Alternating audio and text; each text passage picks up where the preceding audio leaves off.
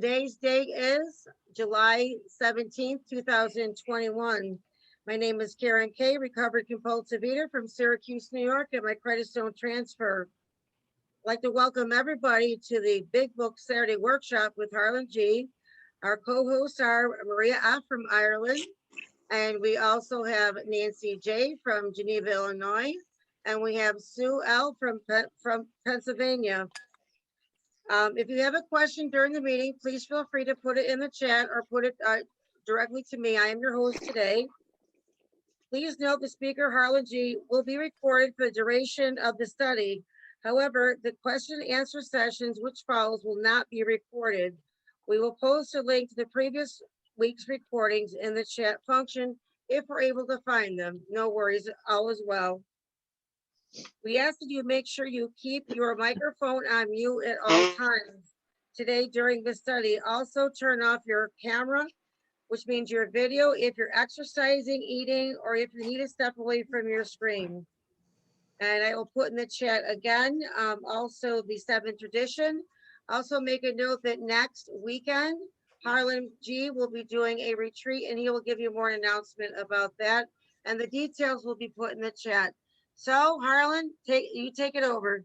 Thanks, Karen, and thanks to all of you who make this possible. I'm so appreciative, and it never fails to put me into a state of awe when I think about how this all started in the coffee plantation with one person and how it grew and grew until what it is today is quite miraculous.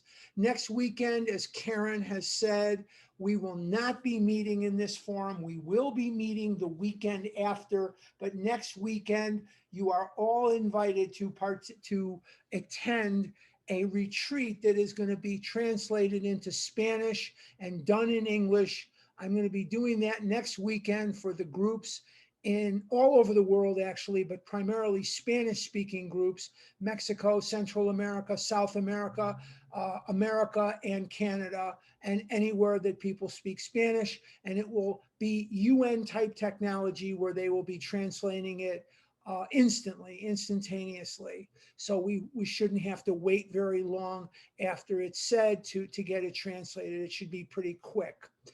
I'm very, very glad to be here today. I hope that it is as absolutely stunning where you are, whether you're listening on podcast or you are listening live today. It is July 17th. It is a stunning summer day here in the desert of Arizona.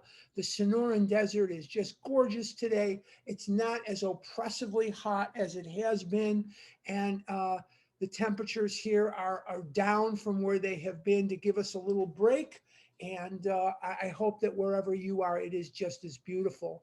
We have been just cracking open the chapter, The Family Afterward. And what we're going to be discussing and what we have been discussing is the patience that is required by the family of the addict, the alcoholic, the compulsive overeater, the whatever it is you are, whatever it is that is in the family, the patience and the love and understanding that is required.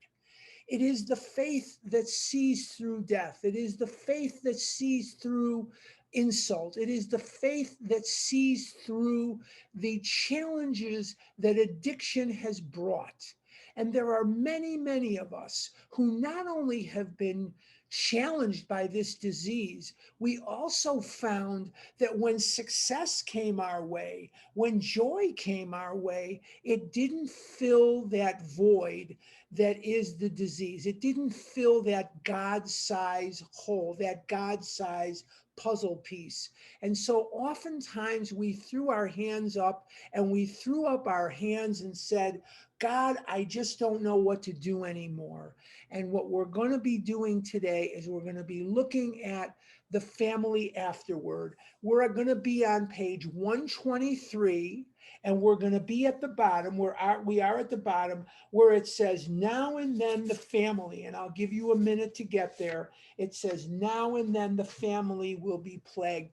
And while I'm giving you time to turn your big books to page 123, I'm going to just review that we have been talking about the assertion of ego. Each person in the family wants to play the lead. Each person in the family wants to get their own way. And what we're taught in program over and over again is this can be very, very dangerous. Okay, let's go to page 123. Usually I do a little bit more of a review before hitting the ground running, but I feel like today we really want to hit the ground running because we're not going to be together next week in the same kind of forum.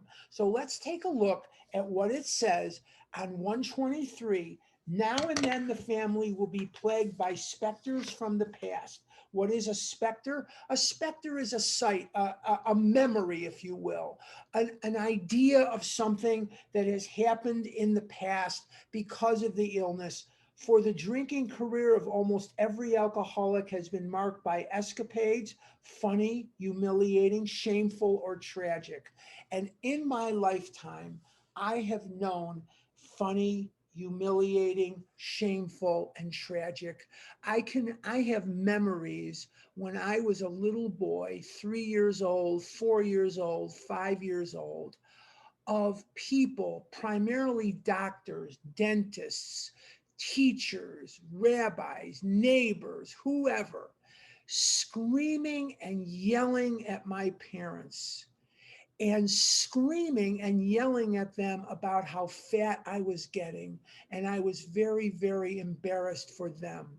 I have a lot of memories, very, very humiliating memories of being in situations where I had split my pants, or I had peed in my pants, or I had farted so badly that the smell was just horrible and I was so dreadfully embarrassed. And why was I doing these things? Because of the amount of food, the toxic, high fat content food that I was shoving into my body, and the shameful and tragic situations that what I did to myself. I have lost an incredible amount of weight. And yet, the promise of what was given me as a child never ever came true. People would say to me, just lose weight and everything will be okay. Now, I lost a lot of weight, but I still have challenges in my life. I still have days when I get rejected by the world. I still have days where I don't feel quite like I fit in. So I have to work at it through the steps. I have to work at it by doing service. I have to work at it through the acceptance prayers, the acceptance story in the back, which I read almost every day. Not almost, I read it every day of my life because I have to accept things as they are. And so these challenges, these what Bill calls in his story, these certain trials and low spots ahead, I would not be able to survive them if I was not in fit spiritual condition. I would not be able to survive them if I didn't work constantly at my steps. And when I say I constantly work at my steps, what I mean most of all is steps 10, 11, and 12. I have to constantly be working 10, 11, and 12. And without a constant orchestration of 10, 11, and 12, I would not be able to survive, because in my ego and in my tempestuous self-assertion, I will not be able to fit into the world because I'm either better than you or I am worse than you. I'm either in my ego, I'm either looking up at you or I'm looking down at you. I'm not able to look the world in the eye. And Bill so eloquently puts in the chapter 6, we can look the world in the eye. And for me, being able to look the world in the eye, no better, no worse, is one of the greatest joys and one of the greatest gifts that I have ever been given. And I didn't even know that I was looking at the world from up above it or looking at the world from down below it. all of my life until I got into recovery. And what unshackled me from this vantage point, this evil and disease sick vantage point, what unshackled me is the action of the steps, making the inventory of step 4, writing it out as it's prescribed in the big book, as it's dictated in the big book. As I do that, I start to see the patterns of my fears, my resentments. I didn't have a lot of I didn't have any sexual harms done others when I first came in the program. I came in when I was 24 and I first had a date with a girl when I was 35. But what I did have was a lifetime of manipulating people, not in a sexual sense at all, but in a manipulative, feel sorry for me kind of way, and in a manipulative kind of, I'll say what you want me to say, I'll do what you want me to do, just don't reject me. And one of the most beautiful gifts that I have been given in this program today is I can be, with conviction, the man that God wants me to be. I say yes when I mean yes and no when I mean no. And I believe that as close as anybody can get to being who God originally intended them to be, I believe that I am there today. I can hold my head up, walk the streets of Arizona or anywhere, and not fear who I'm going to run into, not fear what I'm going to encounter. What lie did I tell? What scheme did I unhatch? I don't have to live like that today. And that is true freedom. I love it on Vision when Leia says, how free do you want to be? I want to be as free gets. And I love the action of the steps. And the other big emancipator for me, the big emancipator for me is and always will be step 9. And I'm so grateful that 9 is a part of 10, and 4 and 5 and 6 and 7 and 8 are a part of 10, because without that I would be screwed, because making amends really sets me free. Sorry. Making amends for me is the great emancipator. So I lean heavily in 10 and 11 and 12, very heavily, so that these shameful, tragic, funny, and humiliating situations that I remember from my past will not confine me to a life of cake and cookies and candy. It will not doom me. It sets me free, but it doesn't mean that I don't have the memories of it. And I can utilize those memories. Bill also says in the big book that our past, our shameful past, will become our greatest asset. And I have found that I can be of maximum service to God and the people about me because of what I have experienced. Is that only true for me? No, don't miss the message. Don't miss the reason that I'm sharing that with you this morning. The reason that I'm sharing that with you this morning is because each and every one of you has a message. Each and every one of you is that person to another suffering human being. To the world, you're a person.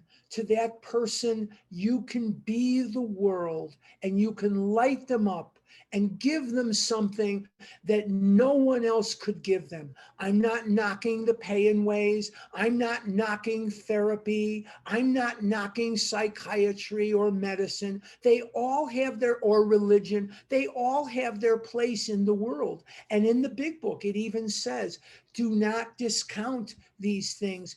They are very important. When I needed my knees replaced or my hips replaced, or I had my plastic surgery, I didn't have gastric surgery. I had plastic surgery. I've had 19 hours of plastic surgery. I didn't go to a meeting and lay on the table and say, okay, guys, pray over me. I need a new knee or a new hip. I went to a surgeon. I went to a hospital and they did the operation, and that's fine. But you can give people something that no member of any other society can give them, and you can give them hope. You can be the key that unlocks that door for them with your stories and your shameful, your funny, humiliating, shameful, or tragic escapades of your life will be of maximum value to the suffering people around you. And, just as an aside, I was reading in the newspaper, I read the Chicago Tribune online every day, and I was reading a article in there about how the pandemic has really wreaked havoc on drug abuse and eating disorders and drinking and all that other stuff. And there are a lot of people that when we were in lockdown,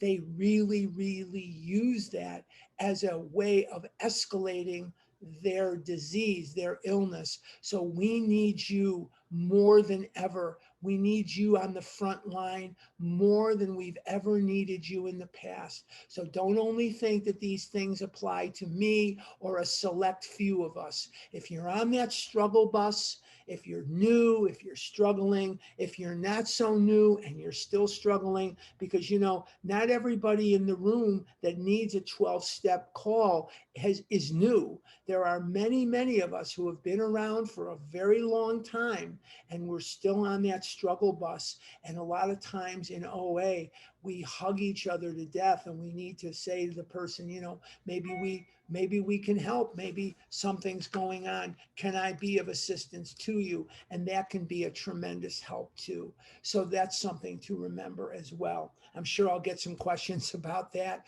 once we break for Q&A. But I'm going to continue with the chapter, but that first sentence is a power-packed sentence, and uh, I wanted to talk about it because each and every one of us, whether you come from that anorexic side, whether you come from that bulimic side, each and every one of us has escapades, funny, humiliating, shameful, or tragic. And rather than use it as a reason to beat ourselves, rather than use it as a reason or a way to belittle ourselves or to diminish our faith in God, let's see these things for what they really are. And what these things are challenges that make us more useful to the suffering around us. So let's not forget that. The first impulse will be to bury these skeletons in a dark closet and padlock the door. And that's what we want to do emotionally. We want to put them out of our mind and forget them. Maybe we should forget them, but don't ever lose that combination. Don't ever lose the key, because you may need to bring some of that stuff out to help somebody that really parallels your story. The family may be possessed by the idea, I'm at the top of page 124, that future happiness can be based only upon forgetfulness of the past.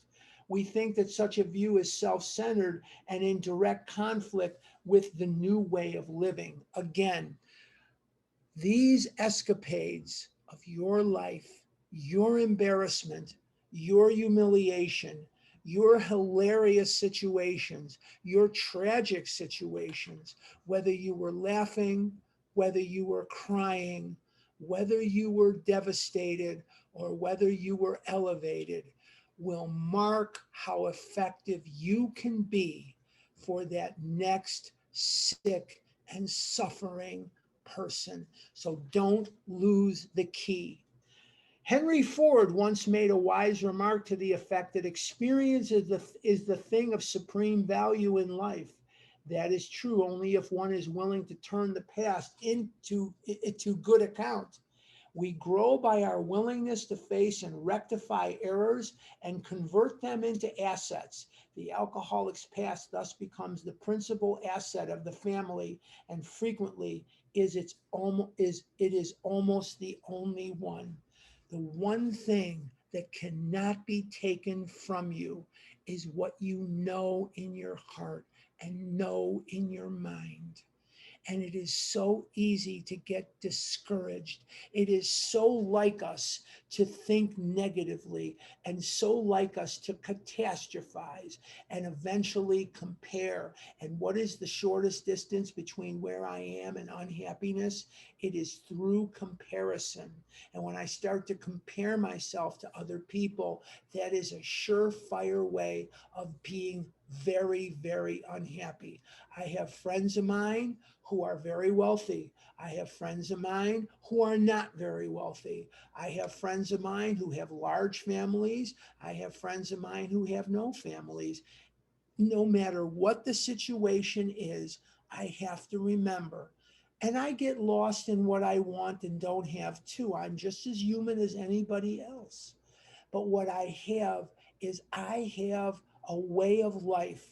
I have a spiritual toolkit that's laid at my feet that will work in rough going, that no matter what happens in my life, no matter what the situation is in my own life, I have a way of working through steps and leaning on a fellowship that is always there for me, that is always there to support me and love me. I went through a divorce in 2010. This time of year was right before I was to move out of that house. And my wife and my daughter were very hostile toward my ex-wife, and my daughter were very hostile toward me, very, very hostile toward me at that time. And it was very trying on me. And what I did was I leaned into the fellowship.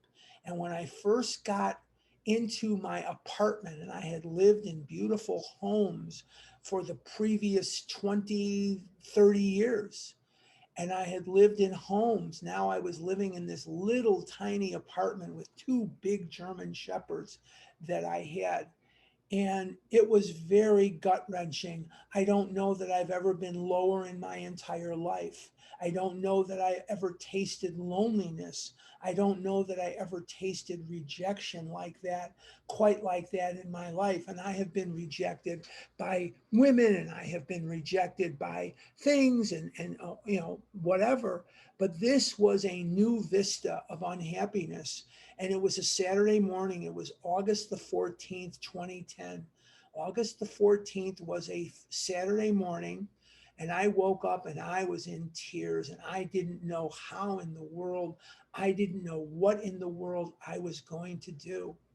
And so I looked at these two dogs, and I knew that they needed to go out because I knew that they needed to go out, and I took them. And I was as unhappy on that day as I ever was.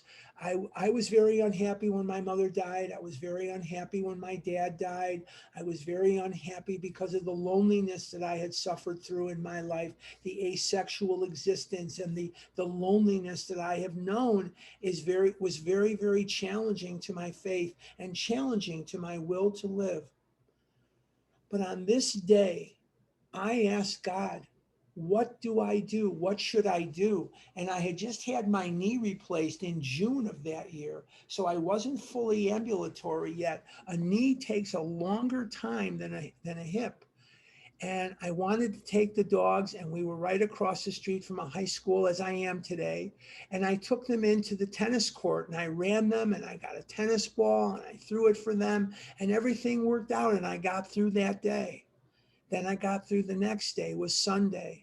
And how did I do it? What did I do? I made sure that I leaned into the fellowship of Overeaters Anonymous as hard as I could.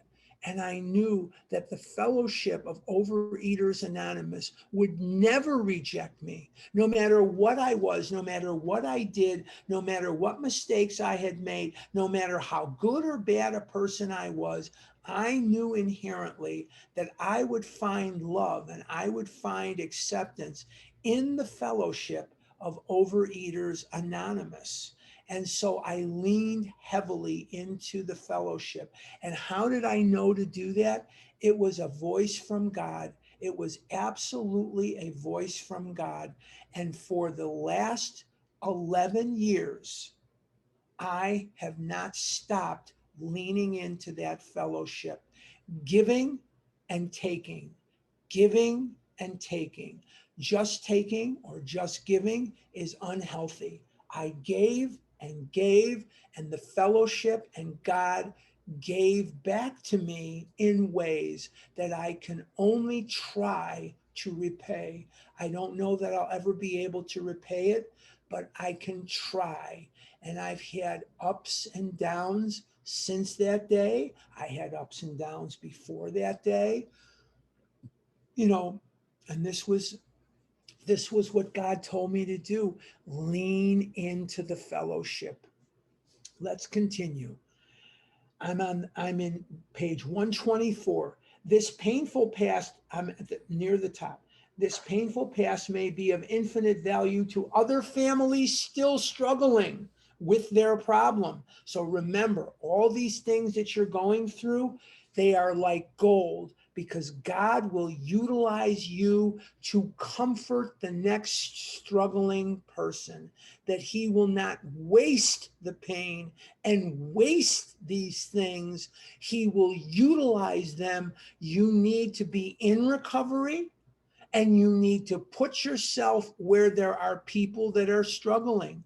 And one of the things that some of us do beautifully is to put ourselves out there as people who are in recovery, or, wherever we are.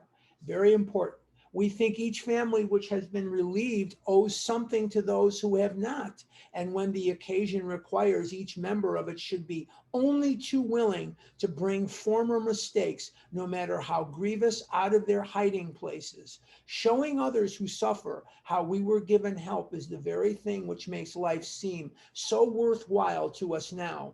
Cling to the thought that in God's hands, the dark past is the greatest possession you have, the key to life and happiness for others. With it, you can avert death and misery for them. And let me assure you of something.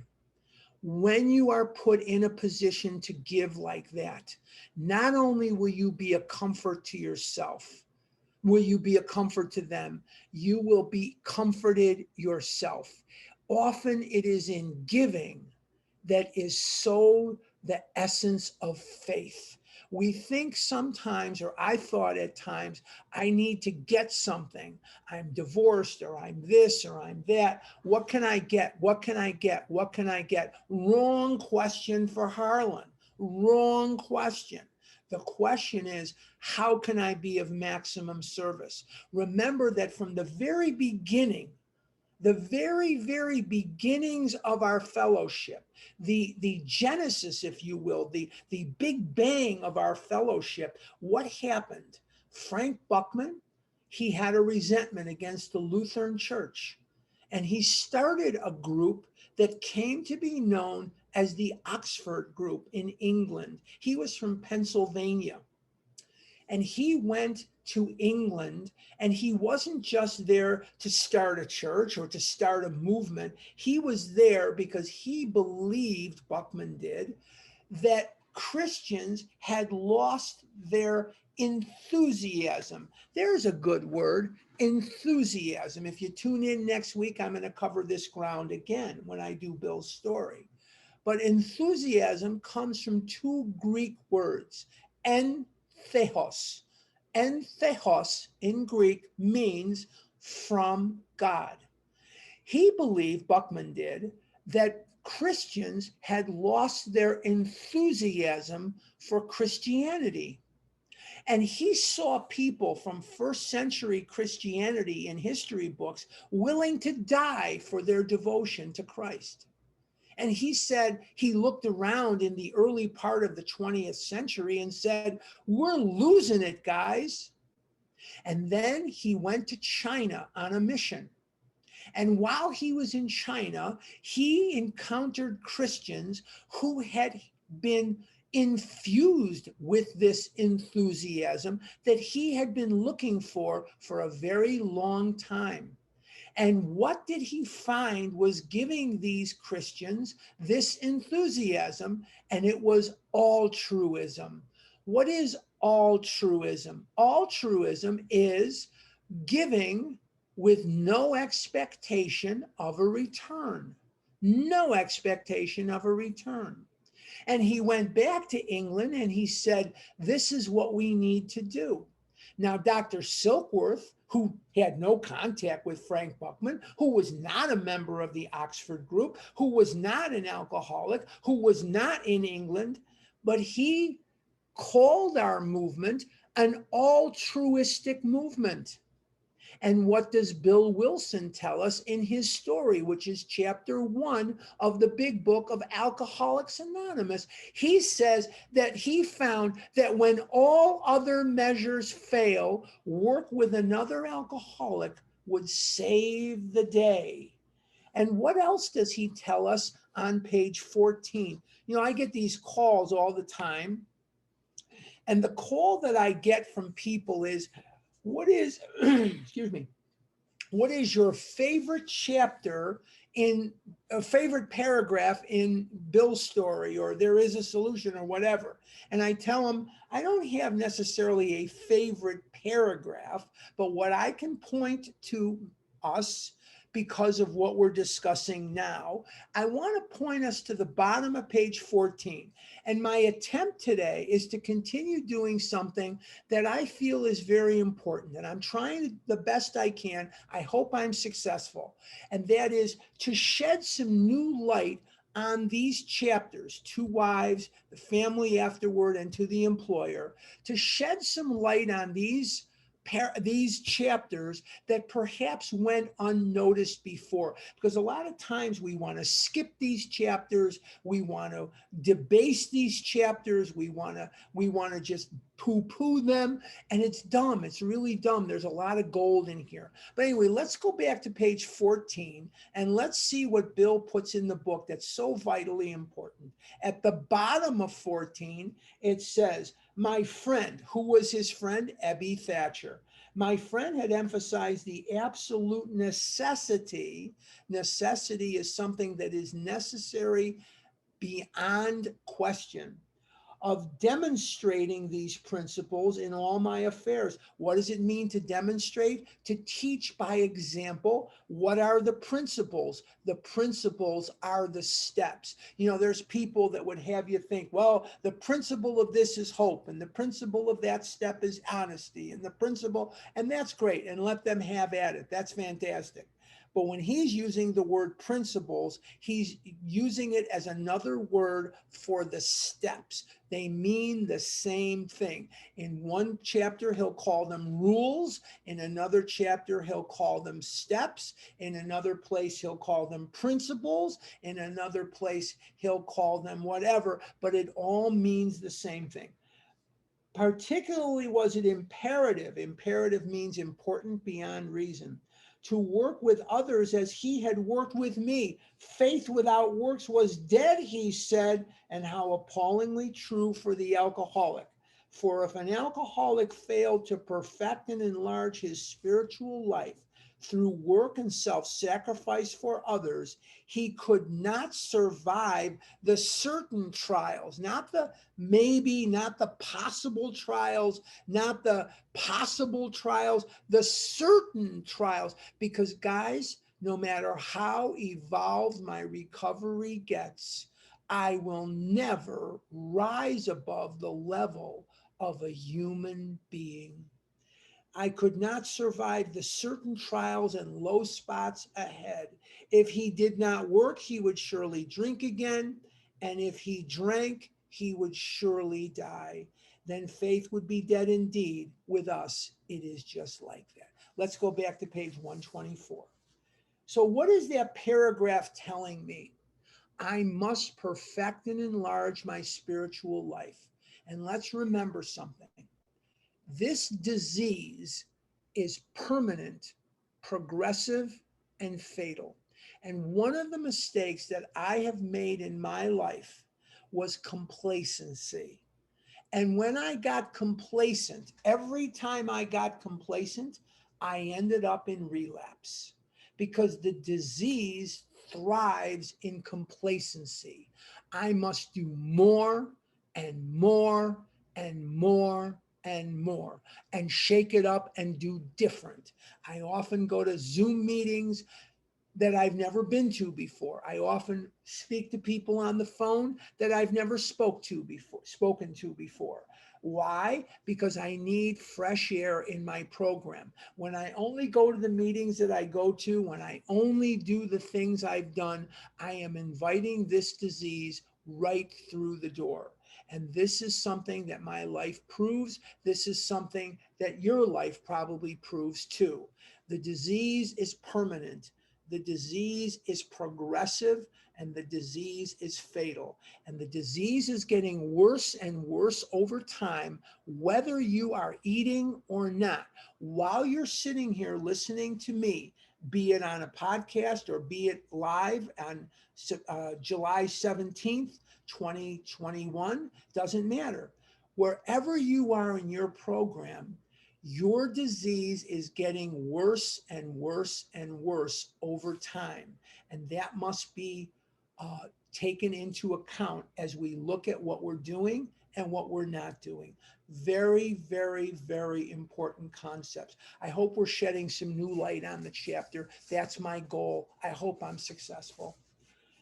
Bottom of 124. It is possible to dig up past misdeeds so that they become a blight, a veritable plague. For example, we know of situations in which the alcoholic or his wife have had love affairs.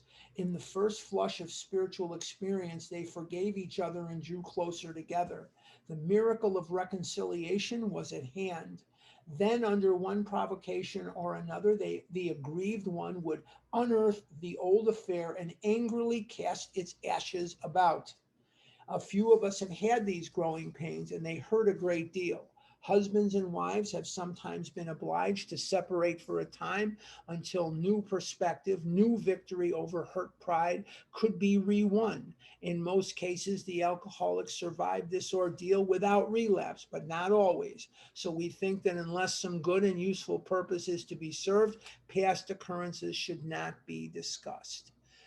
It is so tempting when we're angry. What is one of the things anger does? It makes us very honest. We take off the filter. We will say things to people that we would never say to them under normal circumstances, and we go right for their kitchen, right for their heart.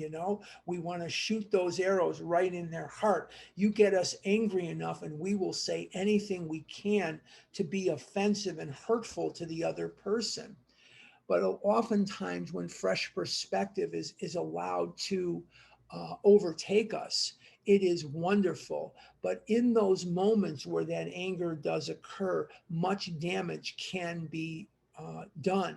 And so the key is to remember what it says in the previous chapter, that when things are getting very heated, to take that moment and say, gosh, this is getting really serious. I know we love each other. Let's just take a minute and breathe. And I know that that's not an easy or natural reaction. I know that because I was married for 17 and a half years. I totally get that.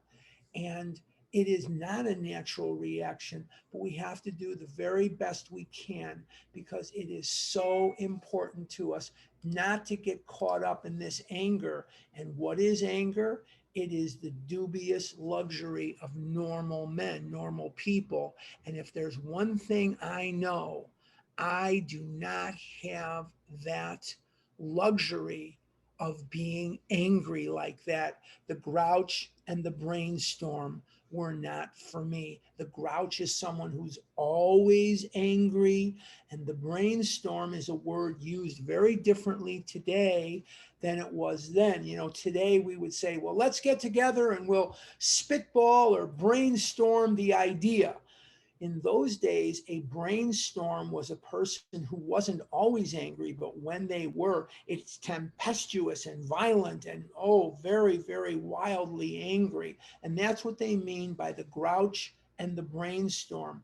Anger is the dubious luxury of normal men. And as we go through life, even though this may not be something that comes to your mind right away, because, anger blinds us to so much. What we need to do is remember that there's only one letter difference between anger and danger, and that's D. and that D stands for death. Anger and danger. You put the D in front of anger and you have what? Danger. So let's remember that anger is dangerous. I'm on 125 near the top of the page. We families of Alcoholics Anonymous keep few skeletons in the closet. Everyone knows about the other's alcoholic troubles. This is a condition which in ordinary life would produce untold grief.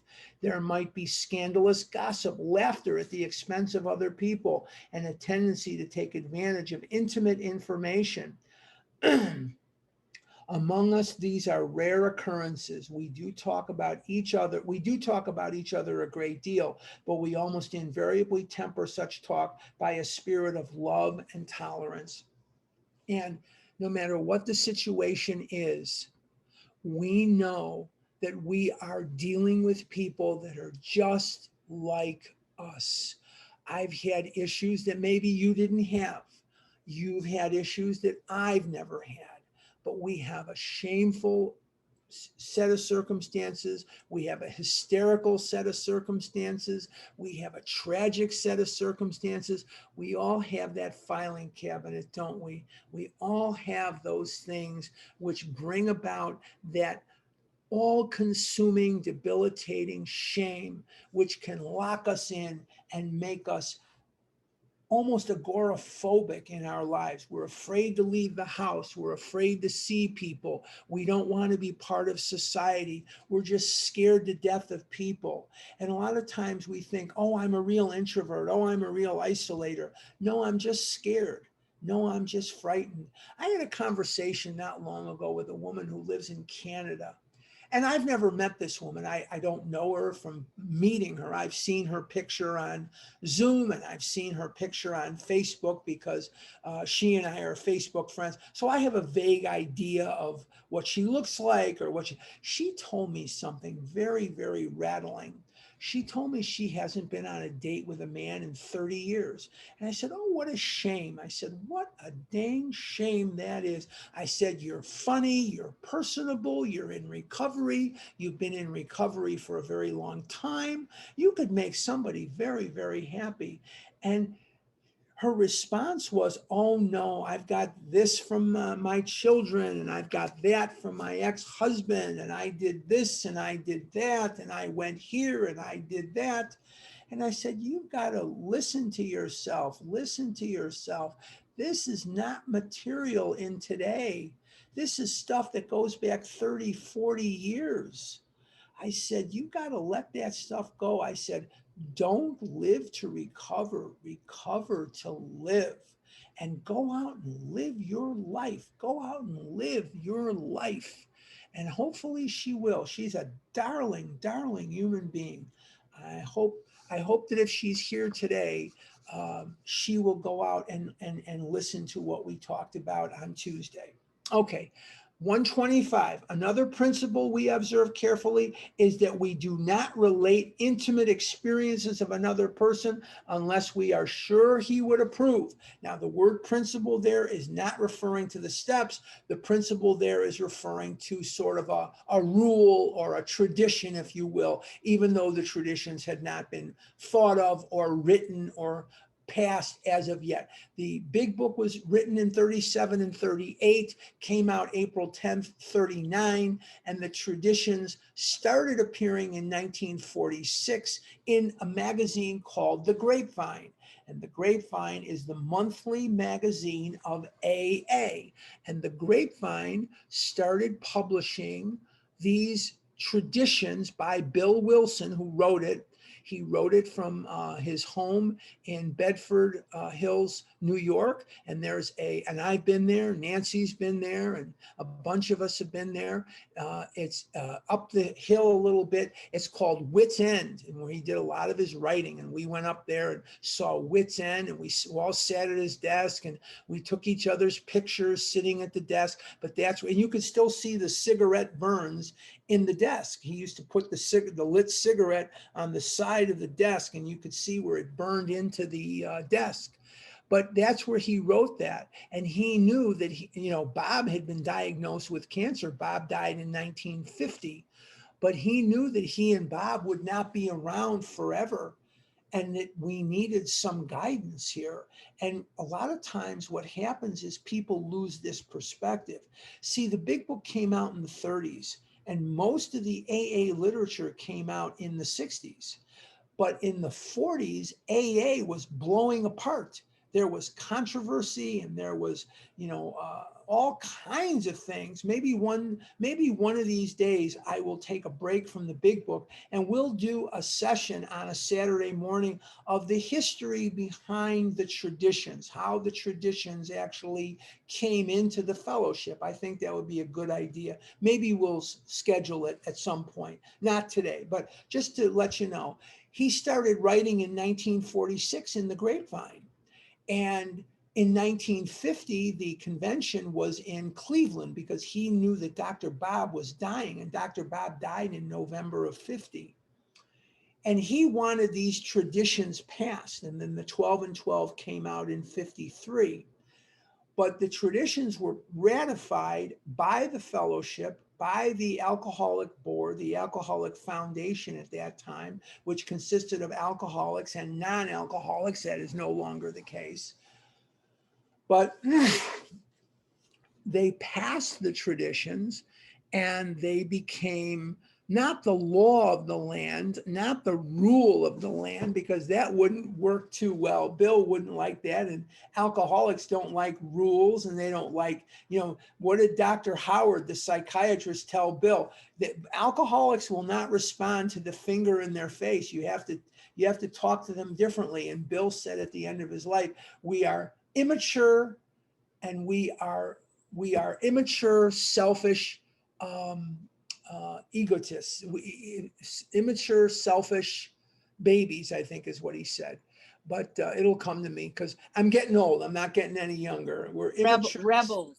Rebels, thank you. We are immature, selfish rebels. That's exactly what he said. Thank you. We are immature, selfish rebels, and we don't like to be told what to do. Put down the alcohol, put down the food. That's who I am putting. It's ruining my life, but damn it, I'm going to hang in there. We are rebels, and we don't like being told what to do. Whoever that was, thank you. All right, let's go back to page 125. We find it better when possible to stick to our own stories. And that's why I don't like to relate a bunch of stories with names attached to them. I like to stick to my own story. A man may criticize or laugh at himself, and it will affect others favorably, but criticism or ridicule coming from another often produces the contrary effect. I can tell you my story, but don't tell my story, which I actually don't care. But a lot of people would bristle, righteous indignation. You shouldn't be telling my story, Members of a family should watch such matters carefully, for one careless, inconsiderate remark has been known to raise the very devil. We alcoholics are sensitive people. There it is. We are sensitive people. It takes some of us a long time to outgrow that serious handicap.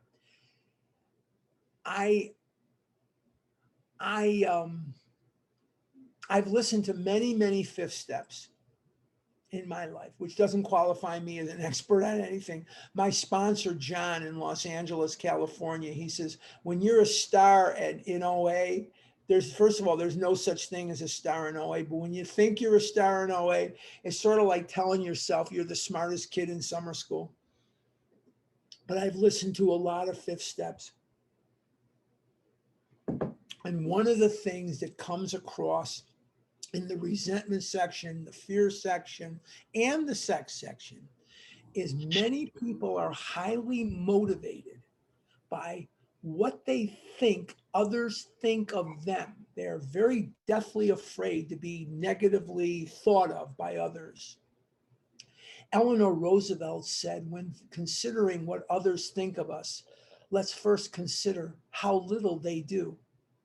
So people do not sit around thinking about Harlan. They don't sit around thinking about how many, show of hands, how many people this morning got up thinking about Harlan? I don't think there were any of you. You were thinking about you, and I was thinking about me, and I was thinking about, I got to get my teeth brushed, and I got to take my meds, and I got to go to the garbage can, and I got to do my whatever I need to do. And the bottom line is Eleanor Roosevelt was right. When considering what others think of us, let's first consider how little they do it. So that's very, very important. She was a very wise woman. Okay, bottom of 125. Oh my God, is it really almost 10 minutes? Oh my God.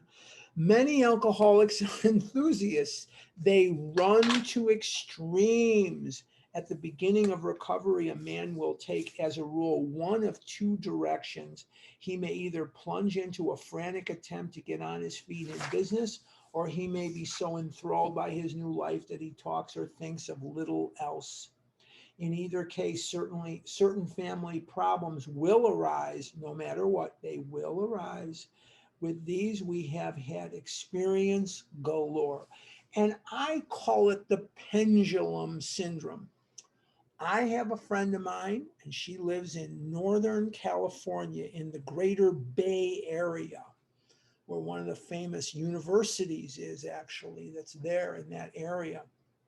She is like a pendulum. She's either eating everything in sight and gaining weight in leaps and bounds, or she's restricting and she's 90 pounds soaking wet, or she's anorexic, she's bulimic, she's consuming all kinds of artificial sweetener, whatever that may be. And she goes whoop, whoop, whoop, whoop. And I've done that too. I'm either eating everything in sight, and I'm making chicken an endangered species and cows an endangered species, or I'm eating very little and I'm stark raving abstinent, and I'm recovering. I'm recovering, but I'm not living. I'm living to recover. So I'm either living to eat or living to recover. The sweetest color in recovery is gray. Neither black, some things need to be black and white. You're either abstinent or you're not. You're either doing the steps or you're not. I get that, and I agree with that. It's very black and white. The black and white thinking is step one for sure. And the only step I have to work perfectly is one. But I seek gray in other matters of my life. I don't want to be blackest black. I don't want to be whitest white. I really want to be centered in the middle in most issues. Most issues. Okay, let's continue. 126.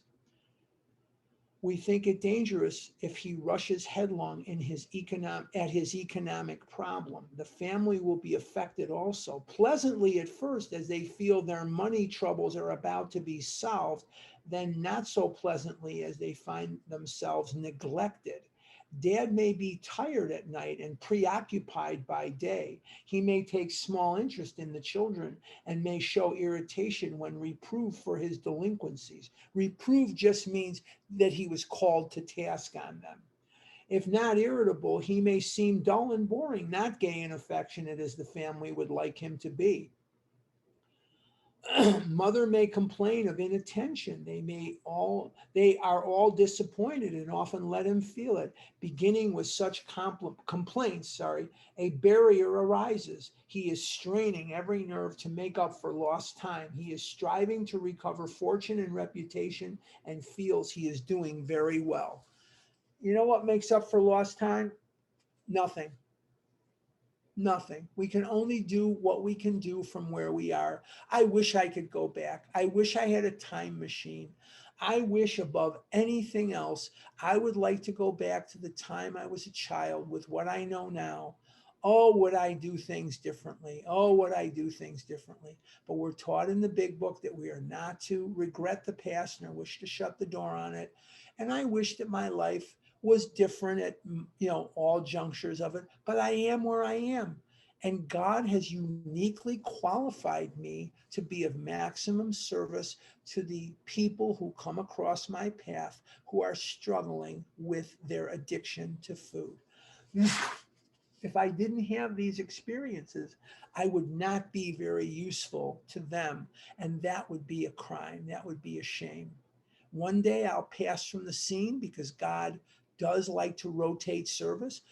Bill and Bob and Roseanne and Abby and Roland and Dr. Jung and Sam Shoemaker and Archie Throwbridge and Fitz Mayo and all these various people, they're all gone from the scene. A.G. Ainsworth, all these people are gone from the scene.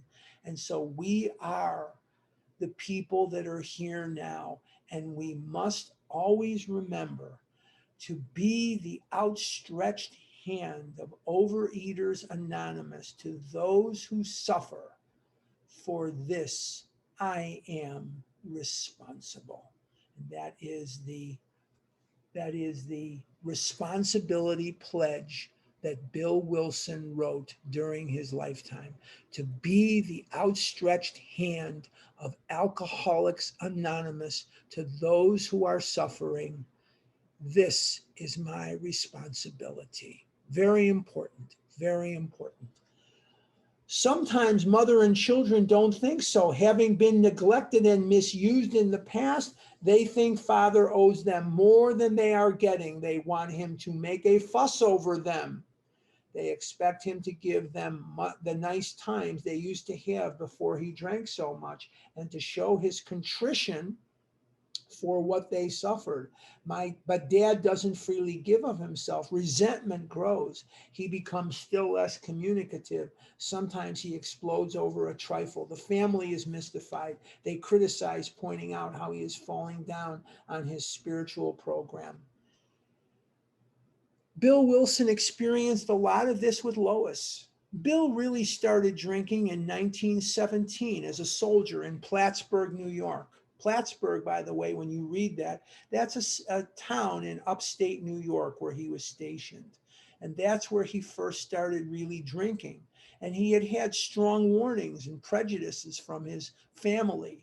Alcoholism had broken up his mother and father's marriage. Alcoholism had ransacked Grandpa Wilson's marriage to his paternal grandparents, were his paternal grandfather, whose grave I saw in East Dorset, Vermont, was also an alcoholic. And Bill had been warned, and they served something called a cordial. I'm not sure what cordial is. I'm not a drinker. If it was candy or something, I'd be right on it. I would know exactly what it was. But the bottom line is they serve these cordials. So from 1917 to 1934, Lois Burnham Wilson had her life turned upside down by Bill's drinking. And along comes a guy who she knew to be a drunk, who she didn't have much use for. She had known Ebby from the time he was a baby in the buggy. She knew the Thatchers. And how did she know them? She knew them because they all had summer homes in Manchester, Vermont, which is right across from East Dorset, Vermont. And when I went with my sponsor and a couple of other people to East Dorset, Vermont, we went to Manchester, Vermont to see. And the homes are stately and beautiful. Some of them are the same homes. They're old. You could tell that they're turn of the 20th century mansions, and they're gorgeous. And she can't understand. She can't wrap her brain around this drunken bum comes into my home. This piece of you know what comes into my home. And now you're sober? And now you're not drinking? And who the hell is this doctor in Akron? Bill left New York City in April of 35. He didn't come home until September of 35.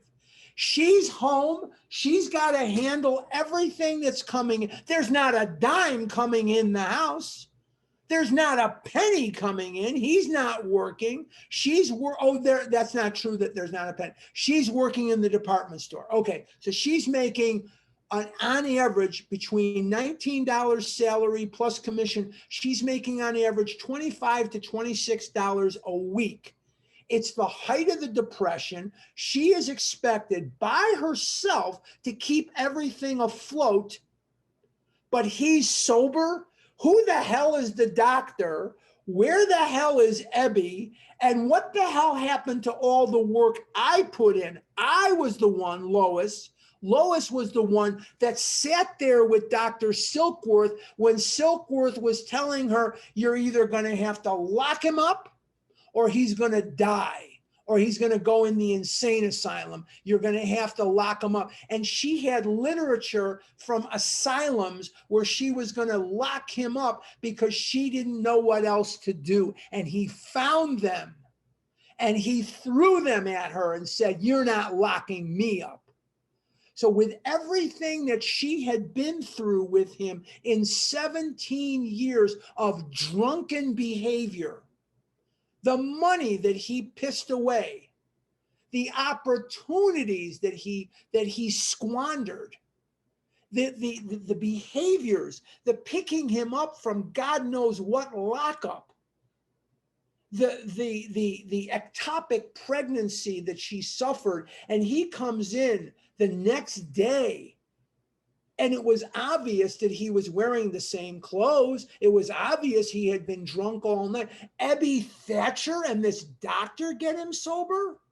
And so in August of 1935, Lois goes out on she takes a couple of days off from her job. She goes out to Akron, Ohio to meet these people. And they were pleasant enough people. They were fine. There was pretty much an instant chemistry. They were very nice to Lois. They were glad to see her. She was glad to see that he was sober, but he didn't come home for another month. And she cannot figure out what the hell is going on here. How come I couldn't get you sober?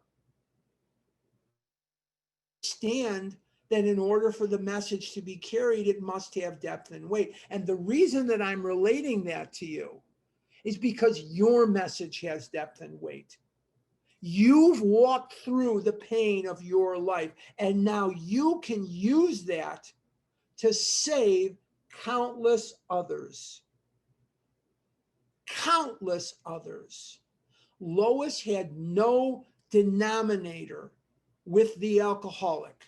She did not understand what it was like to want liquor more than you want to live. She didn't smell the things that drunks smell. She didn't see the things that drunks see. And she didn't feel the things that drunks feel. You have felt what it's like to be a compulsive overeater, to be in the bathroom with diarrhea shooting out of you and vomiting, and in a series of split-second decisions, everyone must be right, or you've got a nasty cleanup job in your bathroom. You swear to God in the mirror with tears running down your face as you take your kaopectate, as you take your Pepto, as you swear to God in the bathroom, as you wash your face, that you will never eat like this again. You will look for solace in the refrigerator, looking for something in the refrigerator to make you feel better. Normal people do not do that. Normal people do not look for comfort in a refrigerator when they have just vomited and had diarrhea in the bathroom. Okay, now before I turn this over, I'm going to make a couple of things known. Again, next week, we are not going to be here. You are all invited to join us in this retreat, and the Zoom information, I think Maria or Karen or somebody, Sue, I'm not sure. Somebody has put that in the chat, I would assume. We will reconvene on the 31st of July. The 31st is that Saturday after next. So we will do that. And we're going to be at the bottom of 126, starting with this sort of thing. Now, no questions about math, no questions about food, very important, And I'm going to ask that if you are not a if you are a Dallas Cowboy fan, we think you suck. But bottom line is that I'm a Bears fan, sorry. But the bottom line is that it is very, very important. If you asked a question last week, please step back and let people who have not answered a question come forward at the end. And I know I've cut into the time here because I was talking and I didn't notice the time. But at the end, if you do have a question and you asked one last week, we'll try to get you in there. But let the people that have not asked a question, let them come through first. I'm going to turn it back over to Karen for lack of knowing who else to turn it over to, because I don't remember.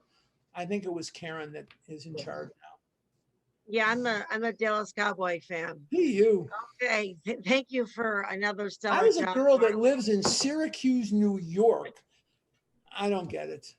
Yeah. Because I'm marrying a man who's a Dallas Cowboy fan, so I I'm gotta. sorry. I'm sorry. Okay, I'd like to thank Maria from Dublin, Ireland, for being our co-host, Sue Al for being our co-host, and Nancy J is going to do the Q&A. And with that, I'm going to stop the recording and thank everybody for their service. And we did top out at 125 today. Okay, thank you, Karen. And we're now going to go into the Q&A, and I ask for everybody to not be shy.